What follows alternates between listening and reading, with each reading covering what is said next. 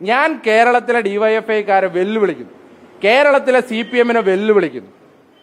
മന്ത്രിയെ ആക്രമിക്കുന്ന ഏതെങ്കിലും KSUക്കാരൻ ആക്രമിക്കുന്ന ഏതെങ്കിലും ഒരു ചിത്രമോ വീഡിയോയോ പുറത്തുവിട്ടാൽ 1 ലക്ഷം രൂപ ഇനാം ഞങ്ങൾ പ്രഖ്യാപിക്കുകയാണ്. അക്രമത്തിന് നേതൃത്വം കൊടുത്തവരെ ന്യായീകരിക്കുന്ന തരത്തിൽ ഇപ്പോ അതിന് ദൃശ്യങ്ങളില്ല, ഈ കഴുത്തിന് പിടിക്കുന്ന ദൃശ്യമില്ല, ആ ദൃശ്യം കിട്ടിയാൽ അവർക്ക് ഇനാം തരാം എന്നൊക്കെ പറയുന്നത്. ഇങ്ങനെ ഈ തെമ്മാടി കൂട്ടത്തെ അയച്ചുവിടുന്ന കേരളത്തിലെ പ്രതിപക്ഷ നേതാവിനോട് ഞങ്ങൾക്ക് പറയാനുള്ളത് വളരെ ബഹുമാനത്തോടെ ഞങ്ങളൊരു ഇനാം തിരിച്ചങ്ങ് പ്രഖ്യാപിച്ചാലോ? കേരളത്തിലെ പ്രതിപക്ഷ നേതാവിന്റെ മുട്ടുകാല് തല്ലിയൊടിച്ച് വരുന്നവർക്ക്, അതിന് ദൃശ്യങ്ങളില്ലാതെ തല്ലിയൊടിച്ച് വരുന്നവർക്ക് ഞങ്ങളൊരു ഇനാം പ്രഖ്യാപിച്ചാലോ? ഈ കേരളത്തിലെ പൊതുസമൂഹം അത് അംഗീകരിക്കുമോ?